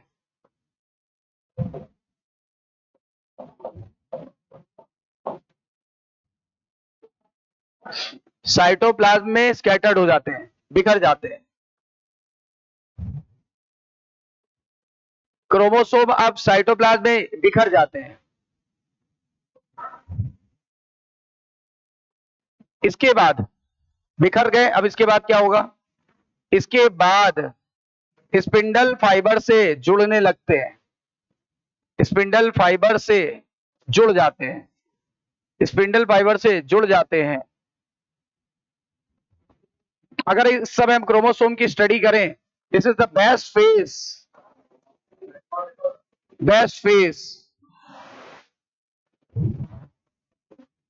For study of morphology, best phase for study of morphology of chromosome. Chromosome की स्टडी के लिए बेस्ट फेज है, ठीक है। क्या बेस्ट फेज है, कैसा दिखाई पड़ेगा, ऐसा।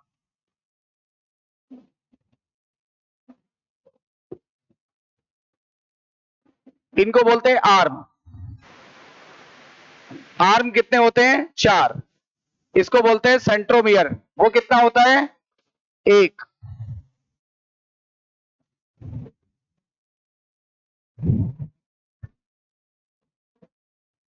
और क्रोमोसोम के आधे भाग को क्या बोलते हैं?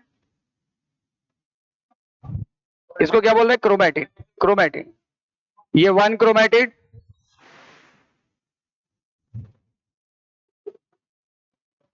ये अदर क्रोमैटिड,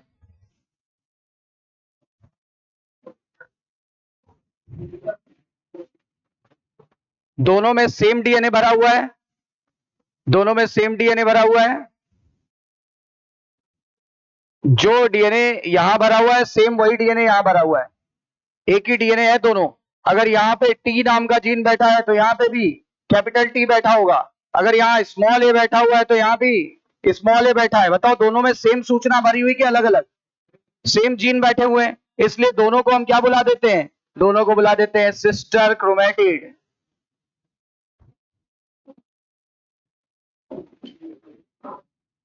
चूंकि दोनों में सेम सूचना भरी हुई है इसलिए इसको बुला देंगे सिस्टर क्रोमैटिड। इनके दोनों तरफ, सेंट्रोमियर के दोनों तरफ एक डिस्क है। ये डिस्क इधर भी है, इधर भी है।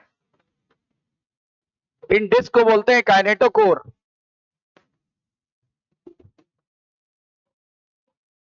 काइनेटोकोर।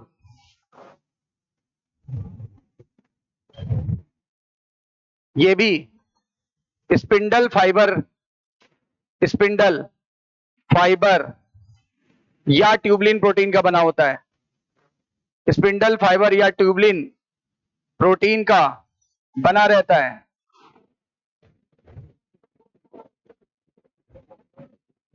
काइनेटोकोर कैसा स्ट्रक्चर है? Kinetochore is disc like structure. कैसा स्ट्रक्चर है? Disc like structure. कहां प्रेजेंट है? Present on either side. Either मतलब दोनों तरफ। Present on either side of centromere. Centromere के दोनों तरफ प्रेजेंट है। सेंट्रोमियर के दोनों तरफ प्रेजेंट है।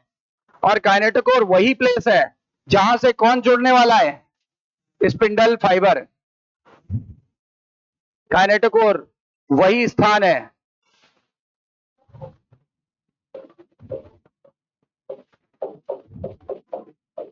जहां से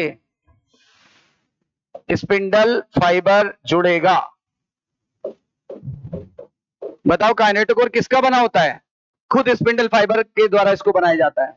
देखो लिखा है। और किस प्रोटीन का बना होगा? स्पिंडल फाइबर ट्यूबलिन प्रोटीन का बना था तो ये भी ट्यूबलिन प्रोटीन का बनेगा। राइट। किस तरह का स्ट्रक्चर है? स्फेरिकल की डिस्क लाइक। स्फेरिकल की disc like. It is disc like structure.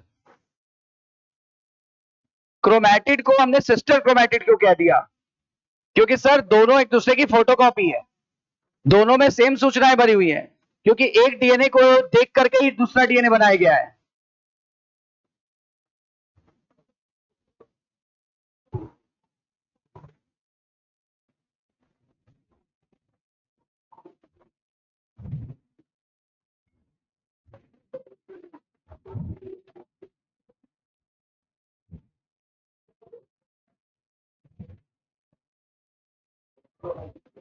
Nuclear membrane पूरी तरह से गायब हो गई तो हम समझ गए कि ये फेज स्टार्ट हो गई। अच्छा, जब न्यूक्लियर मेम्ब्रेन गायब हुई तो बीच में जो अवरोध था खत्म हो गया। अगर अवरोध खत्म हो गया तो स्पिंडल फाइबर और क्रोमोसोम की मुलाकात हो गई, और मुलाकात हो गई तो दोनों जुड़ जाते हैं। और this is the best place for chromosomal study. तो देखो हम लोग ने स्टडी करी भी, स्टडी कर ली हम लोगों ने। अगर स्टडी करी तो क्या निष्कर्ष निकला, दिखाते हैं।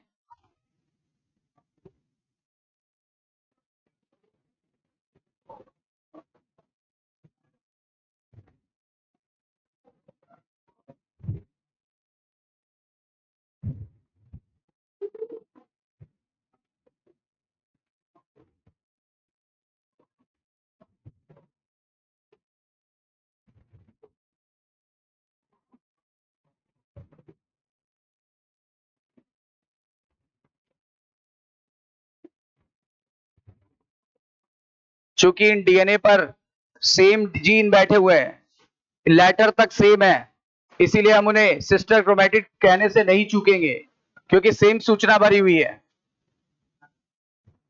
क्योंकि जब भी कभी डीएनए का रेप्लिकेशन होता है तो सेम सूचना उसमें जाती है।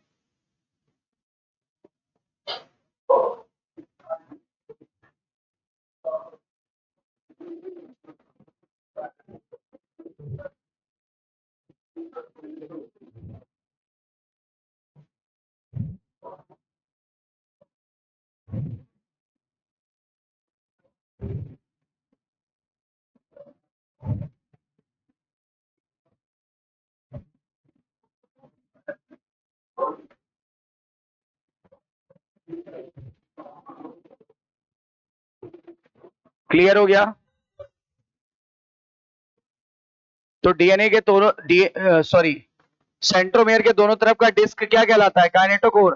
काइनेटोकोर का निर्माण किससे होता है? Spindle fibre. अच्छा, स्पिंडल फाइबर किस प्रोटीन का बना था? ट्यूबलिन। तो ये भी किस प्रोटीन का बना होता है? ट्यूबलिन। किस तरह का स्ट्रक्चर है? Disc like. कहां प्रेजेंट था? इधर साइड ऑफ सेंट्रोमियर। कौन सा प्लेस है जहां से कौन जुड़ेगा? Spindle fibre. स्पिंडल फाइबर यहीं से जुड़ते हैं। अच्छा, स्पिंडल फाइबर कैसे थे, याद दिला दूं? एक माइक्रोट्यूब्यूल ये था, याद करो, बोलो। दूसरा माइक्रोट्यूब्यूल ये था, याद करो। तो ऐसे जुड़ते चले जाते हैं। ये स्पिंडल फाइबर है। This is SF. एसएफ मतलब स्पिंडल फाइबर। इधर से भी जुड़ेगा, उधर से भी। एक तरफ बता दिया मैंने।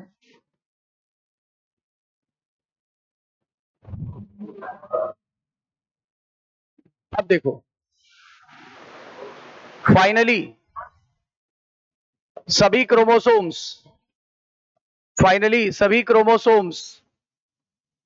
स्पिंडल फाइबर से जुड़ चुके हैं।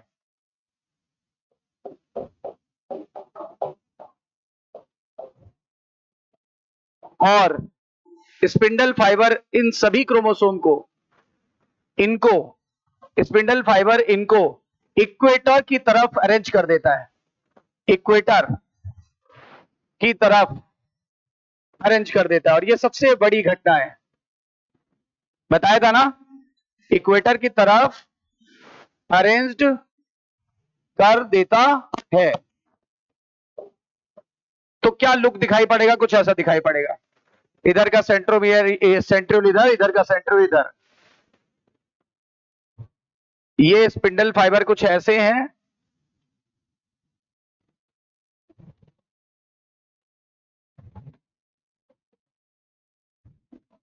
ये स्पिंडल फाइबर है।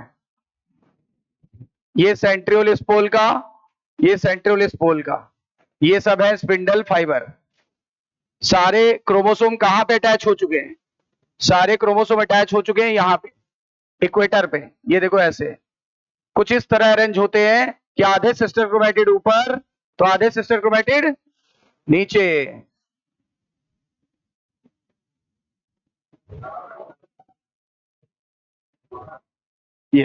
ये कहां पे अटैच हो गए हैं? इक्वेटर पे। इक्वेटर पे अटैच हो गए। ये पोल 1, ये पोल 2 इक्वेटर पे आके अरेंज हो गए। यहां जो काल्पनिक प्लेट बनेगी, यहां एक काल्पनिक प्लेट बनती, काल्पनिक प्लेट।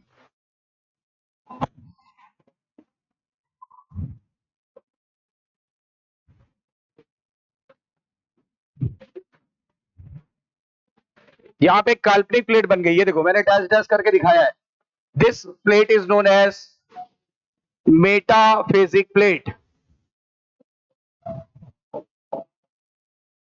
मेटाफेजिक या इक्वेटोरियल प्लेट। मेटाफेजिक या इक्वेटोरियल प्लेट्स। और ये सारे क्रोमोसोम देखो, आधे सिस्टर क्रोमैटिड ऊपर हैं, ये 1 सिस्टर क्रोमैटिड ऊपर है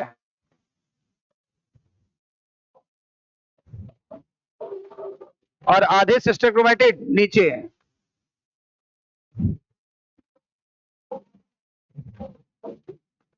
आधे सिस्टर क्रोमैटिड ऊपर है, आधे सिस्टर क्रोमैटिड नीचे है। आधे सिस्टर क्रोमैटिड ऊपर है, आधे सिस्टर क्रोमैटिड नीचे है।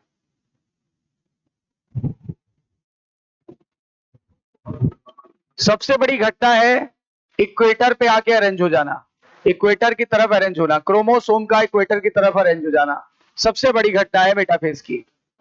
और जो प्लेट काल्पनिक प्लेट बनी, उस काल्पनिक प्लेट को हमने क्या बुला लिया, मेटाफेजिक प्लेट या इक्वेटोरियल प्लेट।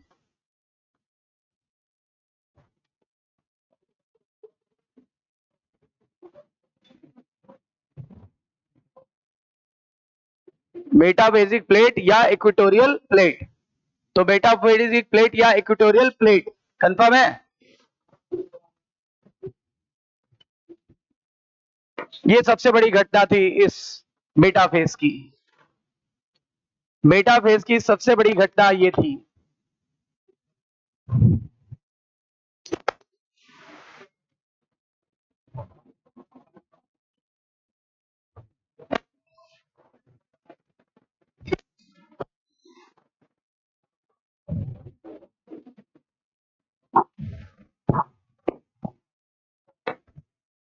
इतनी बातें क्लियर है।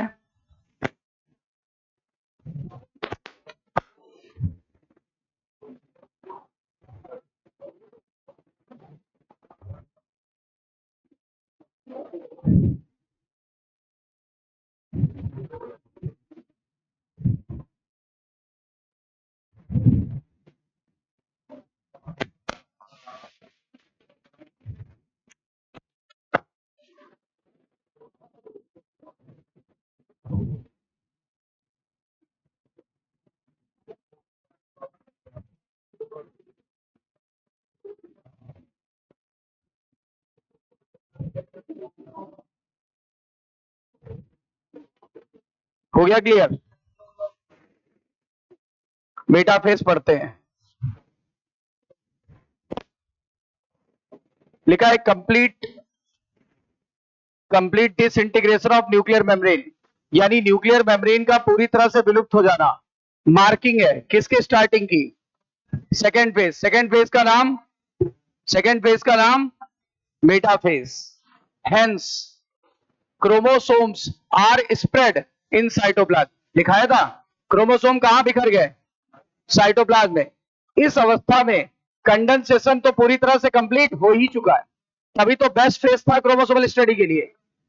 बेस्ट फेज था क्रोमोसोमल स्टडी के लिए, क्योंकि देखो हमने अभी बोला था ना बेस्ट फेज क्यों है, क्योंकि कंडेंसेशन पूरी तरह से कंप्लीट है। ठीक है ना। यहां पे एक बात और ऐड कर सकते हैं हम लोग,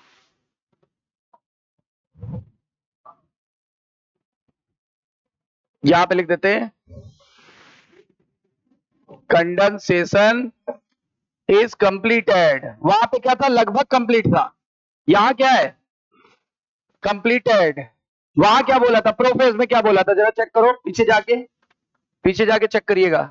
ये हम लोग आगे, ये देखो कंडेंसेशन लगभग कंप्लीट हुआ कब, लेट प्रोफेज में। जबकि मेटाफेज में क्या हुआ, मेटाफेज में पूरी तरह से कंप्लीट हो गया। मेटाफेज में कंडेंसेशन पूरी तरह से कंप्लीट हो गया। जब कंडेंसेशन कंप्लीट हुआ तभी तो साइटोप्लाज्म में इसकी बेस्ट स्टडी कर पा रहे हो। सही है ना, बेस्ट स्टडी कर पा रहे हैं। और स्टडी करने के लिए क्या चाहिए होता है, माइक्रोस्कोप की ऐसे ही कर लोगे माइक्रोस्कोप। तो देखो लिखा है condensation is completed and they are observed clearly under microscope. This then is the stage at which morphology of chromosome is most easily studied. ये वो अवस्था है जिसमें आप गुणसूत्र की मॉर्फोलॉजी की स्टडी बहुत आसानी से कर पाओगे, राइट। इस अवस्था में क्या हो जाता है, जो क्रोमोसोम दिखाई पड़ता है वो दो सिस्टर क्रोमेटिड का बना दिखाई पड़ता है। बोलो क्लियर है। दोनों सिस्टर क्रोमेटिड कैसे होल्ड या हेल्ड हुई थी, सेंट्रोमियर द्वारा। दोनों को कौन होल्ड करता था, सेंट्रोमियर। कह रहा है डिस्क लाइक स्ट्रक्चर का नाम क्या है, डिस्क लाइक स्ट्रक्चर जो सेंट्रोमियर के दोनों तरफ था उसे क्या बुलाते हैं, काइनेटोकोर। काइनेटोकोर वो संरचना है जो अटैचमेंट देगी, किसको अटैचमेंट देगी, स्पिंडल फाइबर को, और खुद भी उसी की बनी होती है, खुद भी उसी की बनी है। और बोल रहा है कि खुद भी उसी की बनी है मतलब ट्यूबलिन प्रोटीन की बनी है। क्लियर, ट्यूबलिन प्रोटीन की बनी है। क्योंकि अब स्पिंडल फाइबर जुड़ जाएंगे, जब स्पिंडल फाइबर जुड़ जाएगा तो क्रोमोसोम जो है वो मूव करके चला आएगा, कहां पे आ जाएगा, सेंटर ऑफ द सेल। क्यों, इसको आप सेंटर नहीं बोलोगे, ये दोनों अगर ये दोनों अपोजिट पोल है तो ये क्या हुआ, ये सेंटर नहीं हुआ, ये सेंटर हुआ कि नहीं हुआ, centre of the pole, centre of the pole में चला गया। यहां पे क्या घटना पे देखने को मिली, all the chromosomes lie at the equator, equator पे आ गए हैं, with one sister chromatid of each chromosome connected by kinetochore to the spindle fiber from one pole, और उसकी sister chromatid जो है connected to the kinetochore to the spindle fiber to opposite pole। कह रहा आधा सिस्टर ऊपर की तरफ जुड़ी है, आधी सिस्टर नीचे की तरफ जुड़ी हुई है, ठीक है। The plane of alignment of chromosome at metaphase is referred as, बोला गया अगर कोई काल्पनिक प्लेन हम बनाए तो उस प्लेन का नाम क्या होगा, मेटाफेजिक प्लेट। अच्छा क्या क्या इसमें घटनाएं हुई, दो घटनाएं मेन थी, पहला स्पिंडल फाइबर जुड़ चुका है, दूसरा क्रोमोसोम इक्वेटर पे आ गए, क्रोमोसोम इक्वेटर पे आ गए। बोलो क्लियर है, क्लियर है। अब देखो एनाफेज में क्या होने वाला है, कंप्लीट तो नहीं होगा एनाफेज, फिर भी मैं बता दे रहा हूं, ये सिकुड़ेगा, जब ये सिकुड़ने लगेगा तो ये सेंट्रोमियर बीच से टूट जाएंगे, सेंट्रोमियर बीच से टूट जाएंगे, ध्यान देना। बताओ ये कितने क्रोमोसोम है, ये क्रोमोसोम है 1, ये कितने क्रोमोसोम है 1।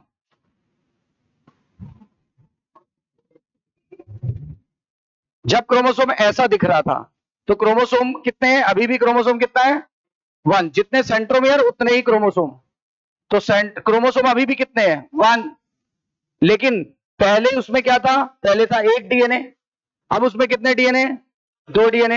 ये देखो ना पहले कितने डीएनए थे अंदर, पहले एक डीएनए था, बोलो। अब दोनों डीएनए क्या हो गया है, अलग अलग हो गया है, chromosome with 1 DNA, chromosome with 1 DNA, यहां क्रोमोसोम विद 2 डीएनए। और सुनना, जब एनाफेज में अलग अलग हो जाएंगे, जब एनाफेज में अलग अलग हो जाएंगे तो कुछ ऐसा दिखेगा, सेंट्रोमेयर टूट जाएगा, जब सेंट्रोमेयर टूट जाएगा तो कुछ ऐसा दिखेगा, ये अलग वो अलग, देखो सेंट्रोमेयर आधा आधा टूट गया, अब 2 सेंट्रोमेयर हो गए, सेंट्रोमेयर जब टूट जाएगा 2 सेंट्रोमेयर हो गए। अब बताओ कितने क्रोमोसोम है,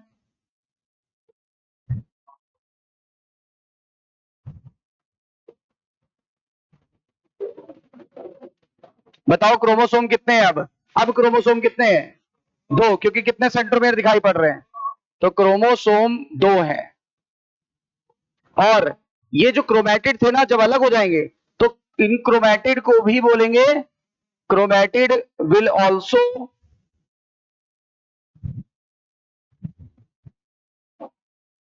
chromatin will convert into chromosome,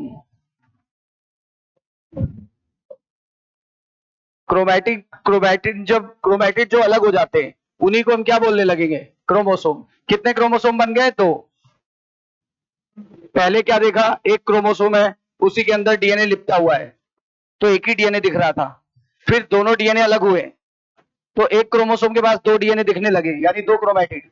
अब ये बीच से जब टूटेगा, जब ये बीच से टूटेगा तो सेंट्रोमियर 2 हो जाएंगे, 2 हो जाएंगे तो हम कितने क्रोमोसोम गिनेंगे, 2 गिनेंगे। कितने, अब क्रोमैटिड नहीं बोलेंगे, क्रोमैटिड नहीं बोलेंगे, क्या लिखा है, chromatid will convert into chromosome. ये इंपॉर्टेंट पॉइंट था, ये नोट में लिखना।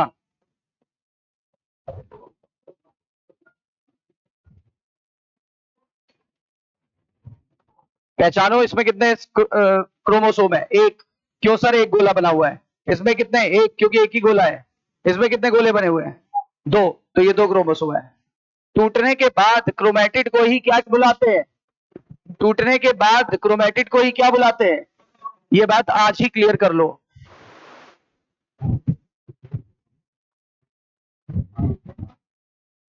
टूटने के बाद क्रोमैटिड को ही क्या बुलाते हैं, क्रोमोसोम। टूटने के बाद क्रोमैटिड को ही क्या बुलाते हैं, क्रोमोसोम।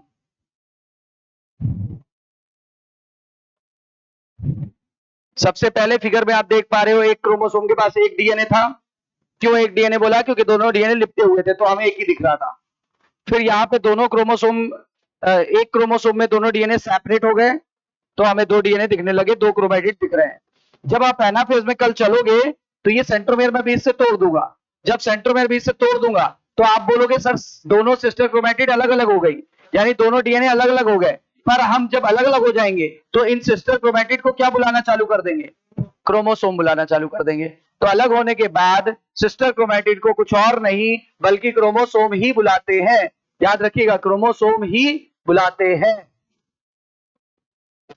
ठीक है, तो आज के लिए यही तक। कल कौन से दो फेज पढ़ेंगे? एनाफेज और टीलोफेज।